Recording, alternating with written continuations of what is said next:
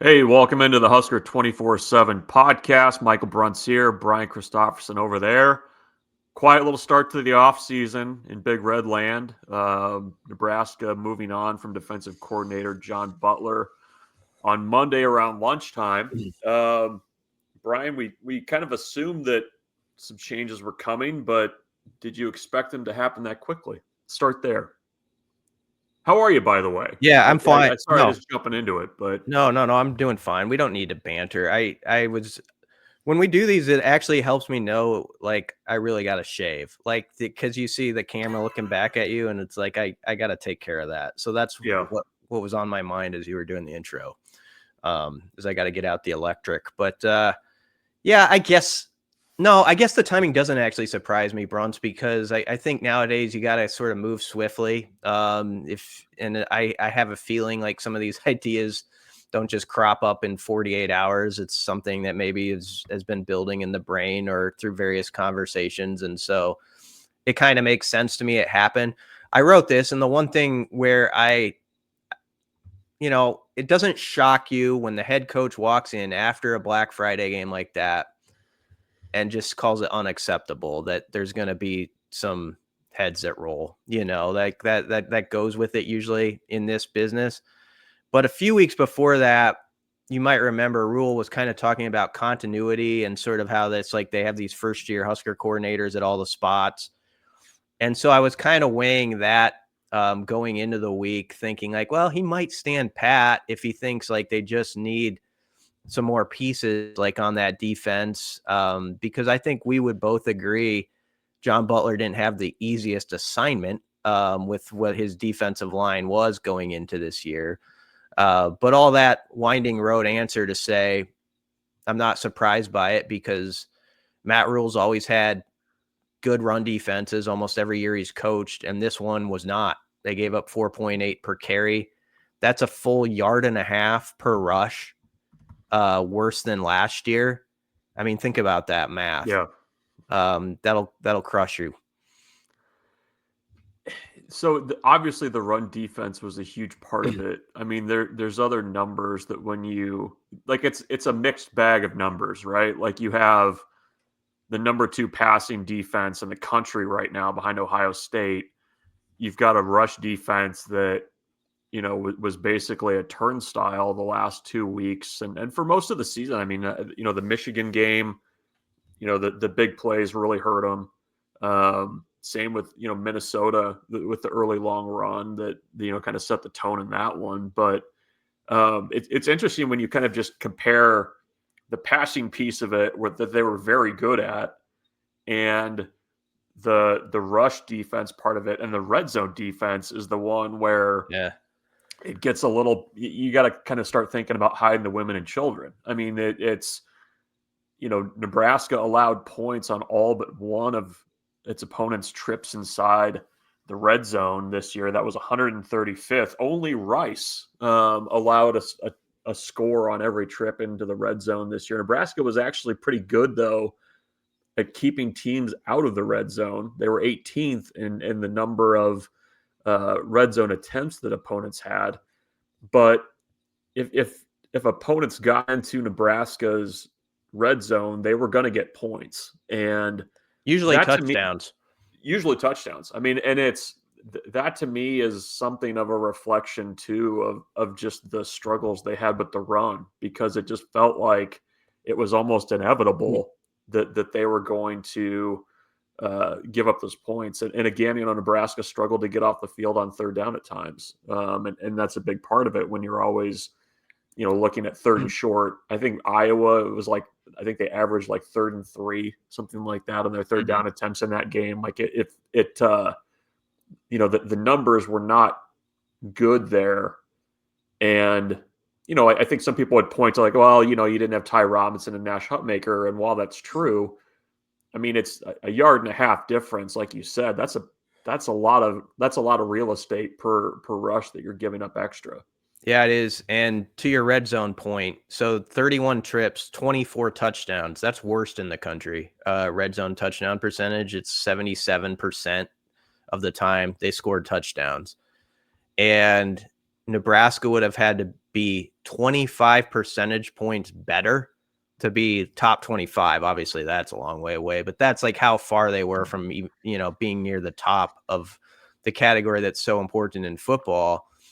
And that all does, I think, stem back to run defense in a way. Like when you get down there, Nebraska was as good as Emmett Johnson ran it on the offensive side, not able to run it in very effectively a lot of times.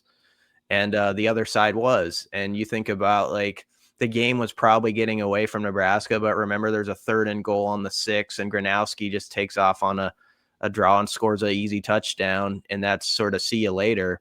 There was another 3rd and 6 where the QB run got them. So 5 times they gave up more than 200 rushing yards. 7 times out of the 10 games, not Akron and Houston Christian, it was 170 or more. And the run fits were a struggle all year. And in defense of some of those second level guys, I think it's tough when guys aren't getting off blocks in front of you. Makes it very difficult at times. But there were definitely some misfits from this back end safety spot that killed them on those explosives. And to your point about maybe not facing as many attempts, that's true. But they lost a full game to Michigan because Michigan scored 3 touchdowns where they didn't even have to get to the red zone because they were explosive touchdowns. So you kind of got to add that to the conversation. So John Butler could make a strong defense if he wanted to, that he was handicapped, I think, by a defensive line that can be good, but was not ready to be a November Big Ten football team in the year 2025. Nonetheless, the results are the result. And usually when they kind of go that way at this level, something dramatic happens. And you also wonder if what Rule's thinking, even though he has said like he's kind of poo-pooed the 3-man, 4-man, 5-man discussion a little bit. And it's like, go make plays. And I think some of that is just telling your guys like, hey, that can't be what you're thinking about as like what the excuse is. You just got to get off blocks and get stuff done in the scheme you're in. But it will be of great curiosity, like who he picks out and sort of what their identity for a defense is and how that might stack up better in this conference. Because I think the bottom line is Matt Rule looked at it and he's like, the way we are tracking right now, it's just never, this does not work for November football in this league. It just can't get it done. And we've got to shift our thinking a little bit. And there you have it. Yeah, it was another number. I think 231 is what they averaged in their 5 losses that they gave up on the ground. Obviously, Michigan was kind of the outlier there from what they had done. But it's an interesting conversation because I think as much as you can say, yeah, I mean, like running 3-man fronts at Iowa's offensive line, might not be a good look there. At the same time, I mean, I think against Penn State especially, you saw mixing and matching of fronts. They went heavy up front. It didn't really seem to matter. Like we kind of got into this yesterday a little bit on the daily.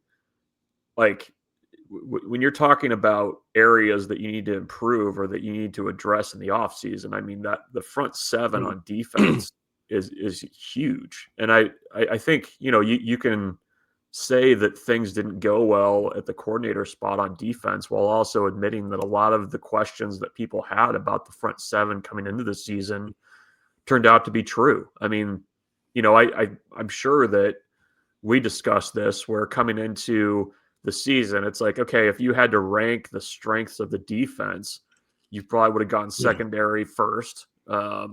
Basically back to front is probably the way you would have done it.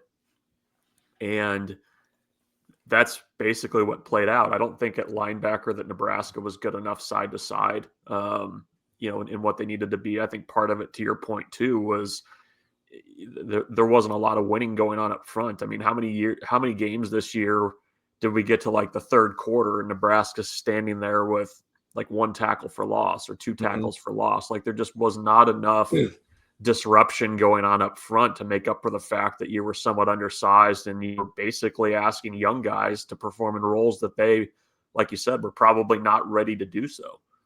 Yeah, they had 19 sacks in the regular season. They had 30 last year. That's counting the bowl game, but they're not going to get there. 61 TFLs. They had 81 last year, counting the bowl game.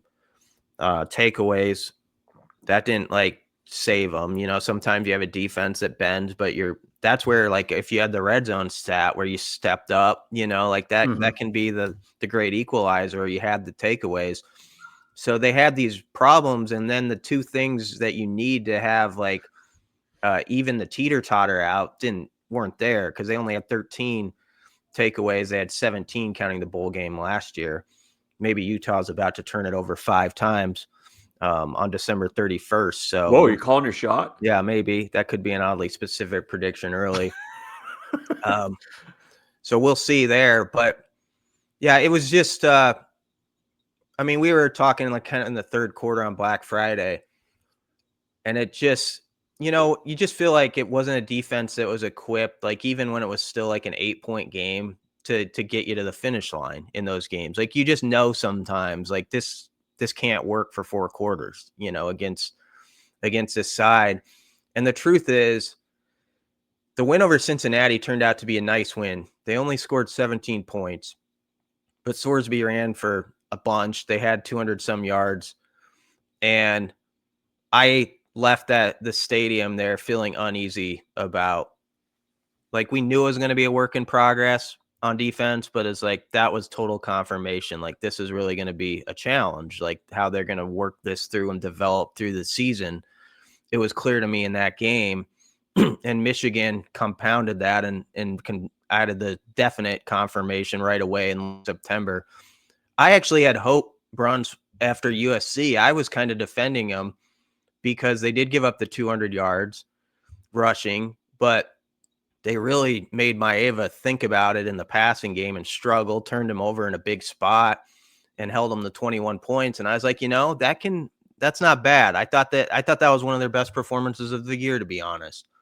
But it was just so depressing how it finished that I think had they finished on a much more even just average level to end the year, I wonder if Butler would still be here. But it was just so down the drain, and we only have 12 data points, and those were 2 big ones against the type of teams that you're aspiring to get to, that sort of maybe cement your decision.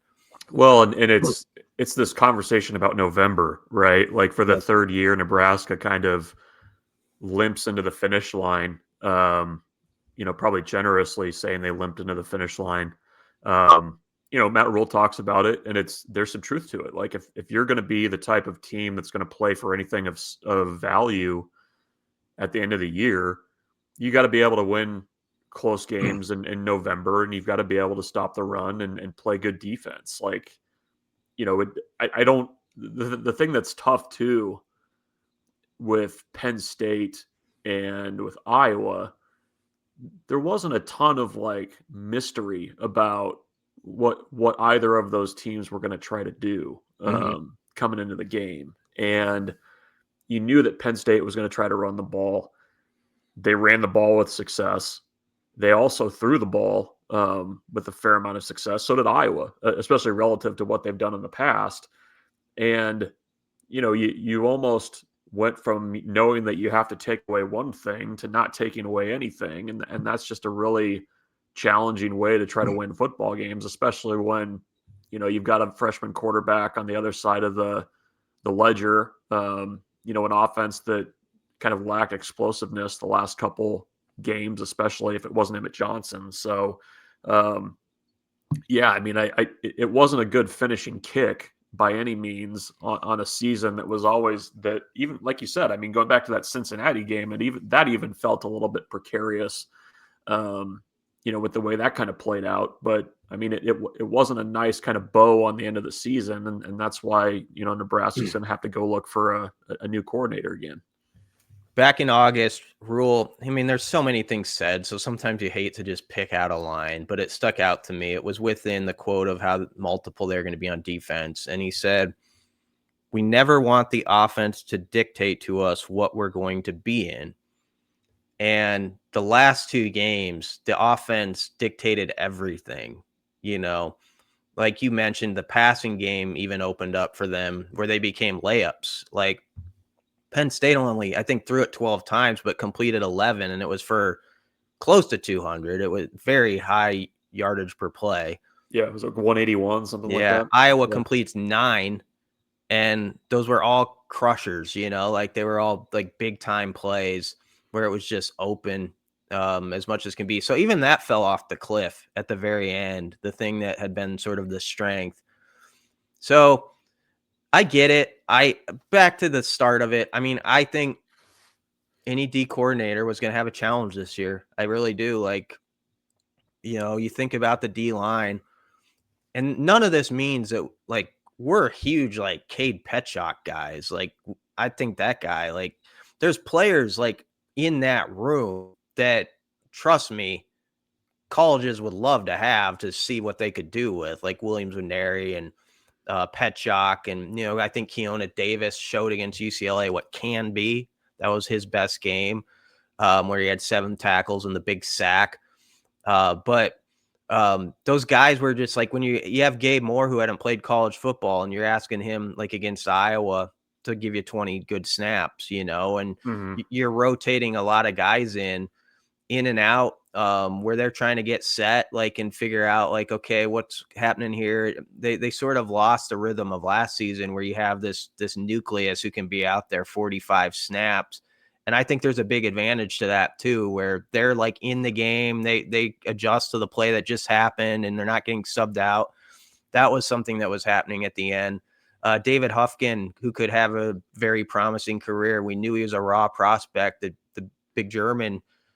He played 13 snaps each the last 2 games. Bottom line is those guys are really young players. And then, not in Hopkins' case, he's older, but it's David too, right? Not David. Yeah, that's what I understand. Yeah. Yeah, Yep. sorry. But bottom line is there's some guys who are second, third year players that were being asked to carry a pretty high workload in a league where, I say it all the time, you're rewarded with having at least 2 or 3 guys who are in your 22 to 23-year-old category and have really built up into that kind of old man strength. You turn to them to unlock the pickle jar when you're in a tough situation before the family meal. And I don't know if Nebraska had that guy necessarily this year.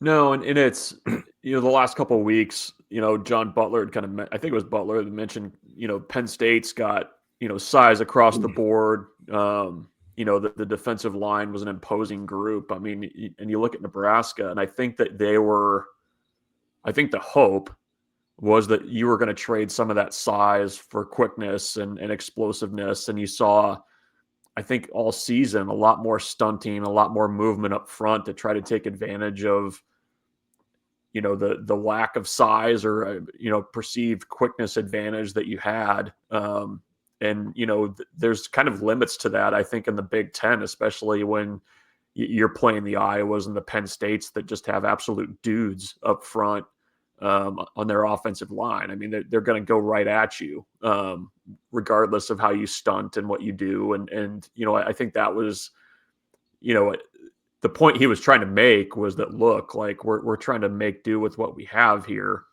which at that point in the season, that's really all you can do. But, I think there's this balance of like, okay, Nebraska probably didn't go into the season with the type of personnel that it needed to have success and to replace Ty Robinson and Nash Hutmaker. And they probably weren't done any favors by some of the decisions about, scheme and the different looks that they used. Like that now that you've kind of taken John Butler out of the equation, the next question is, how does that next coordinator go into next season with a better looking roster? I mean, it's going to be a mix of guys last year who, like Petchock, like Davis, hopefully, you hope you hang on to those guys that are making that next step and developing. But you're going to have to supplement with just bigger defensive linemen. Like I don't know how you can kind of just run it back as is next year. And I think schools like Texas Tech obviously are a good example of this, where if you prioritize your defensive front, like that's a good way to have success somewhat quickly. I know they're playing with obviously a much different a much different wallet down there. But I think the bigger picture takeaway there is you have to improve up front, and really make that a priority. Well, we've been told that Nebraska has a fatter wallet Yes. this year. And so that'll be really interesting because everybody's going to want the type of guys we're talking about. So there's going to be some, I would guess, a player or two where it's kind of dramatic, like if Nebraska's going to get them or not, that you're talking about, like on the D line. And obviously he's got to fit and all that. But the hard part too is they've got like a young nucleus that I think they like within their walls, but it's also like projecting right now, kind of 9 months out, who do you think 9 months from now is going to make that step so significantly? Like, and it could be any position group. Like you've really got to like get your Karnak hat on and do some great sort of like evaluating into the future about who's really on the climb here, or we think can climb to that level, not just be good or, but like O-line too. Like you've got all these guys who are, now going to be like third, fourth year type players, some second year guys, but like, are those guys ready to not just jump in and be okay? And it takes a month and a half for them to be okay, like at this level next season, but can they hit the ground on a dead sprint, like for you? And so trying to project that now in this phase we're in the next 6-7 weeks is not going to be that easy. And that's why I think there's going to be worries and probably, to be frank, a lot of skepticism, like most of next offseason, no matter what is said or done. Yeah. No, I mean, and I think that's the value of bowl practices too, is like you're basically getting a 15 practice runway to figure out what you got. Like, I mean, that, and you have to know that, I think, by the time you even go to Vegas to face Utah, as you laid out earlier. But, I do think, that's one group where you do have to have the chips down on the right guys. And, it was a little concerning when John Butler was talking about, there's some guys in the program we feel good about. He kind of mentioned Tyson Terry and Malcolm Simpson in passing. And it's like, well, you're going to need some guys that are some juniors and seniors that you're going to have to lean on too. Because it's, if you're talking about that, it's kind of the same conversation, right? Like you're asking young guys to step in coming off of injury and really be counted. And I just don't think you can live that way. Yep, definitely. Well, this will be go ahead, Bruns. I think you wanted to turn it forward probably. Yeah, I did. So Nebraska's in search mode now. Phil Snow is going to be the interim defensive coordinator for the bowl game.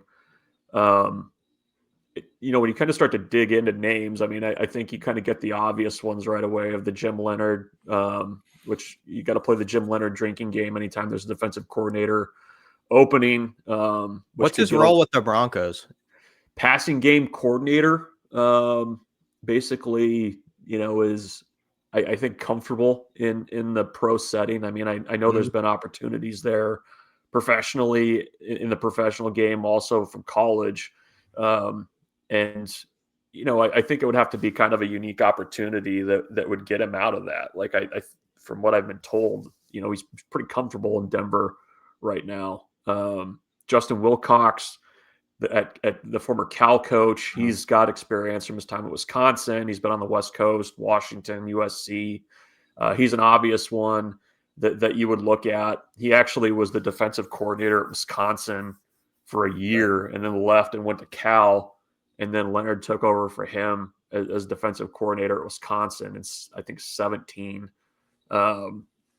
With him, it's interesting in this cycle. There's actually been quite a few of like defensive-minded head coaches that have lost jobs, like Brent Pry at Virginia Tech, who was a longtime defensive coordinator in the Big Ten. He's available.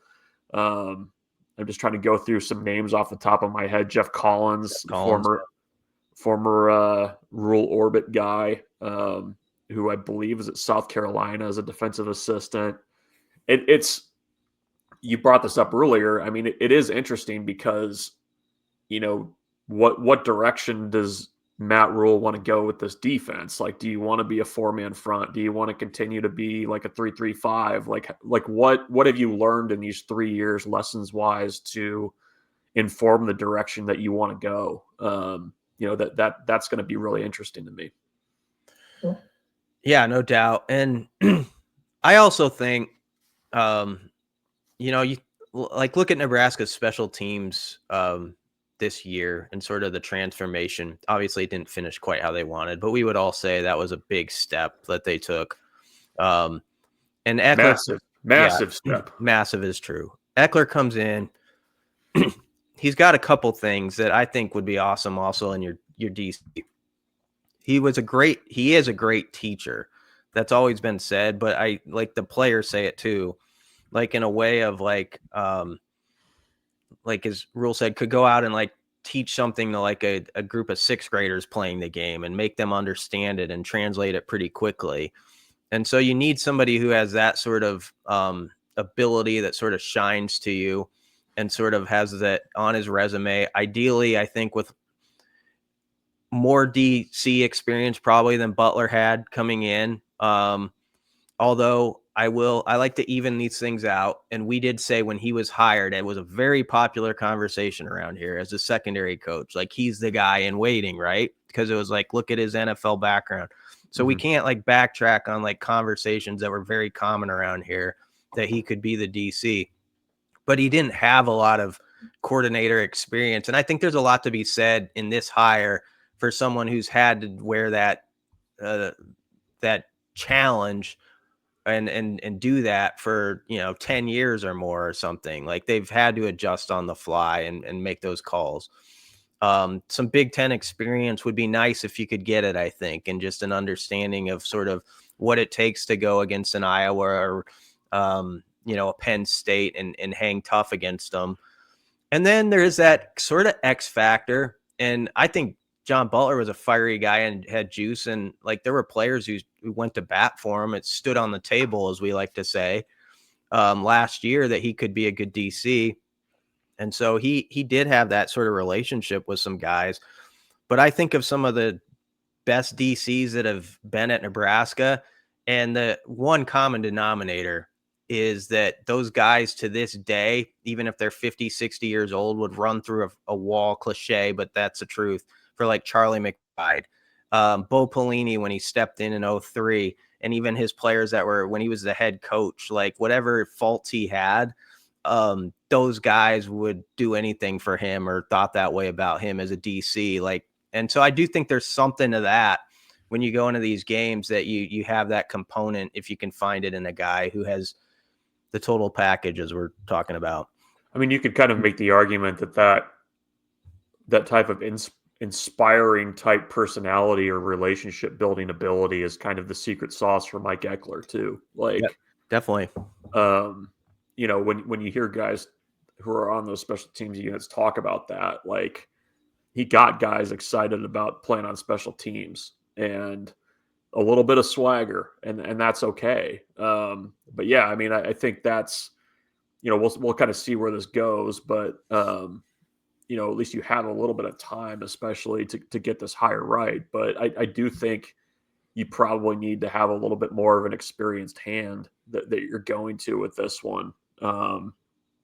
Because in hindsight too, I mean, you have Terry Braden who, didn't show up until after the Super Bowl, was running his group for the first time in a while.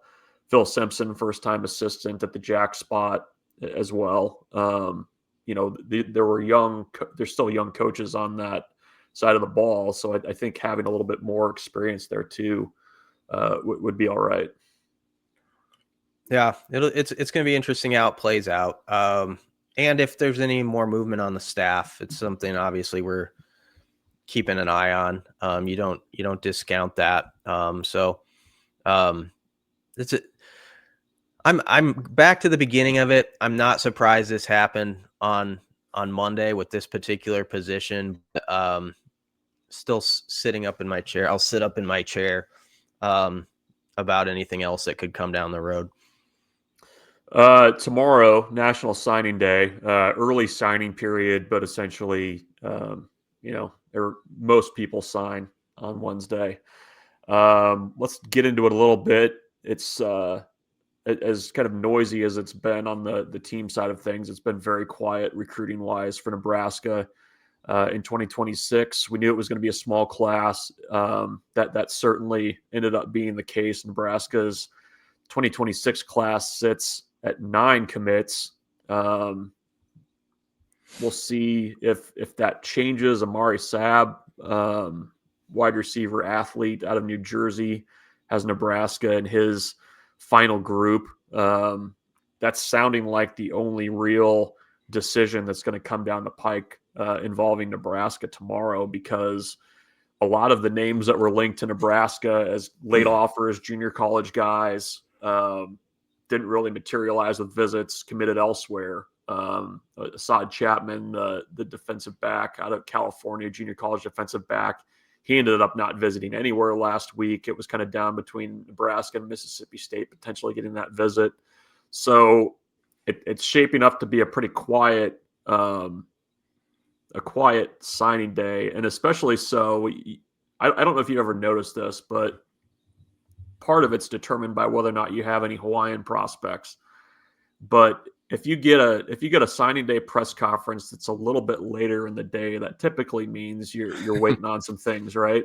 Yep. And Matt Rule will talk at 11 a.m. tomorrow, so not a ton of drama. But what do you kind of make of this group? It's interesting with the way things kind of ended up shaping up for Nebraska in 26. Because of the size of it, it's not a class that tomorrow, Wednesday, you're going to be able to just like everybody get your pom-poms out, rah, rah. It kind of changes the conversation from what it was. Like, it's going to be as much about John Butler, what you're doing with your defense, as the actual commits. That said, I'll give them some grace on the size of the class because of how their roster is constructed. And I've always said the sandwich thing, like what does your portal class on each side of it look like? And so I think about guys like Andrew Marshall, like from the last portal class, like who's back for another year and stuff like that. Like that Williams Winery, that kind of to me merges into this whole conversation about what you're doing player acquisition wise. The guys, obviously that'll be the headliners are Danny Odom, who was recently, made a 5-star by 247 Sports. And that was a huge recruiting win. And, you sign his name on Wednesday. That's big time. He's the type of guy you'd love to see like come in and challenge right away. That's what you're looking for out of that type of guy.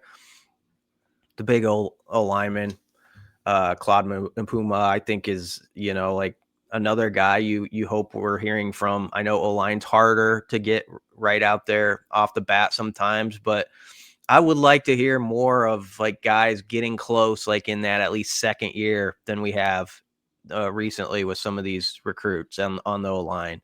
So that's sort of like my hope for him, that like he's like we're hearing about him even in the fall camp, next year. Like, okay, he's got some stuff. I'm excited about Luke Sorensen, the tight end. I think he was one they targeted early.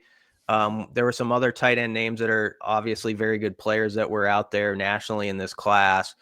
But I know that I can't think of his name, the reporter who probably know it, Bruns, who covers that area so well, the high school. He's a newspaper reporter out there in California. And he did Sondheimer. Yeah, that's right. And he did, he's done stuff on Sorensen and sort of I kind of trust his takes on like guys out of that area that are like, up and coming, and he's really big on what he can do. And so I think that's an exciting get. What are you looking at kind of with this group of guys? Yeah, I mean, I think the offensive line class and Puma, Rex Waterman out of Arizona, Hayden Ainsworth out of Mississippi. I mean, I'm always kind of just looking to see what the next flood of potential linemen going into the program is, because it's you need to kind of keep that tap flowing of development. And we'll see now that you've got guys like Turner Corcoran that are moving on, Teddy Prohaska moving on, Rocco Spindler's gone.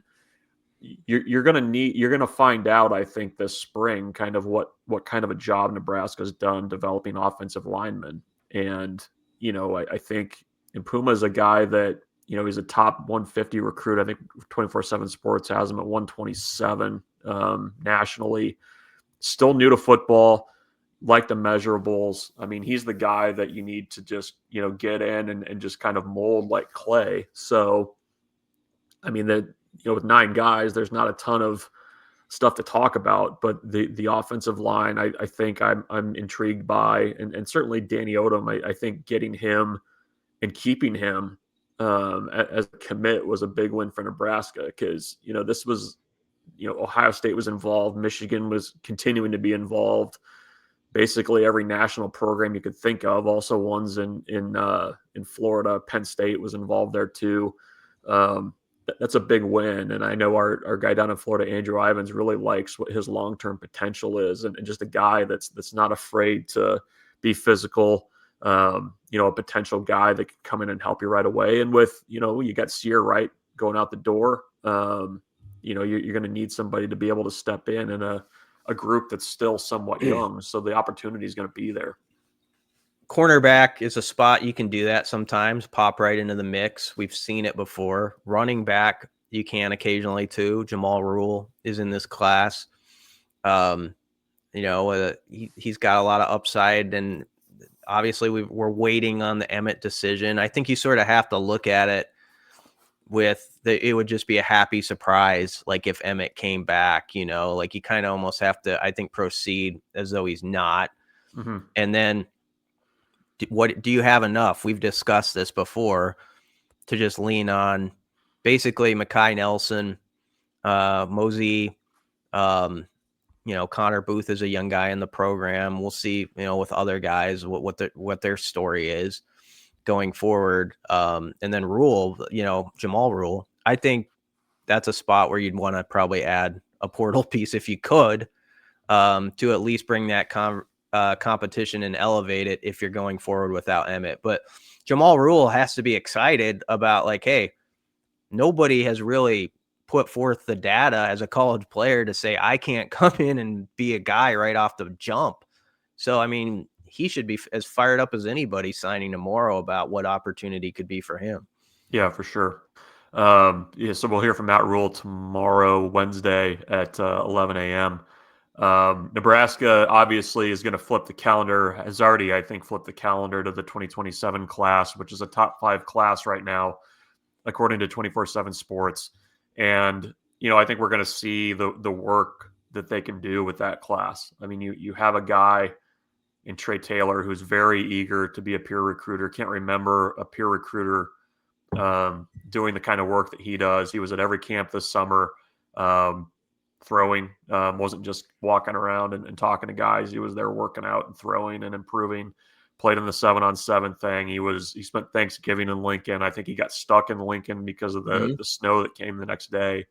Was at most, I think, if not all, Nebraska home games, trying to, he was always around the top rated guys that were in town visiting. So, you've got a guy you can build around, and you've got some other guys in that class, I think, that are pretty eager to help that thing grow. So it's going to be, a quiet December from the standpoint of it's a dead period now, but once that lifts and Nebraska can kind of turn its attention to 2027, this is where you're going to start to see the efforts of the last couple of years in building relationships, getting these guys to game visits over the last year and a half, 2 years, come to fruition. But certainly, Nebraska getting some things done on the field would help that group's efforts and trying to build things. But that's been a refrain for a while now. We're in a little bit of a strange period, because if you asked a Husker fan, what are the 3 things you have the most hope about or like excite you about? A lot of people would put Trey Taylor. It's a 27 recruit, not signing tomorrow, but in 27 as like probably in that top 3, maybe some at the top. And so you've got to, like, kind of what you were getting at, you've got to bridge this thing in 26 where you do make progress. Obviously, I don't want to step over 26 and get right to 27 because they got to get a lot of things done to like keep building that class and building that momentum for a guy like Taylor when he arrives. And to do that, whatever the quarterback situation is or however it shakes out for Nebraska, they're going to have to get good play out of that spot, which would make that conversation interesting a couple years down the road. So it is a really interesting time when like one of the biggest stars up there that people look at like, okay, that looks good to me, is we're talking about a guy who's actually not signing tomorrow. Yeah. It's a unique spot for Nebraska to basically have that player already in the boat and kind of leading the charge, and he's still a year away from signing. So we'll have full coverage on of National Signing Day on the site. I'm sure there'll be plenty of other discussions on topics from Matt Rule, big picture topics, defensive coordinator topics, staff topics, lots of topics. Anything else you want to get to? I feel like we're going to hit on a little net rankings for the hoops, but we can probably get on that later in the week with they're 28. The team they're down 28 the road. In the net. Yeah, yes. We'll get in Nebraska Creighton on Sunday as we go through the week. That's obviously a big one for the boys. Next week's a big one, so we'll have plenty of time to dissect that. They play Creighton Sunday, Wisconsin Wednesday, at Illinois next Saturday. Only 5 games in December for Husker hoops, but 3 giant ones, all in a 7-day span starting Sunday. Remind me again, who's the like holiday break special, like right after Christmas? Let me make sure I have it right. I think North Dakota's on there. It's North Dakota and New Hampshire. Wow. Okay. That's when you typically would, but you get like you might get like a red panda. I'm not promising anything, but you get like a decent halftime act in there at least for New Hampshire. That's not like semi breaking news. You're not like teasing something there. I can't say. She's back. I know she's back from the injury, but well, I don't want to get ahead of myself here. I might have to show up and write a sidebar or something if Red Panda's in the building. You're a big panda fan. You've got some of the gear on your walls, I know. Yeah. Yeah, that'll be exciting if that happens. I don't want to promise that. That's you reporting that, not me. Yeah. Semi-reporting it. Yeah. So we'll have plenty of hoops coverage later in the week as Nebraska gets ready for that juggernaut of a schedule. But keep it locked on Husker247 tomorrow for National Signing Day coverage, and plenty on the defensive coordinator search going forward.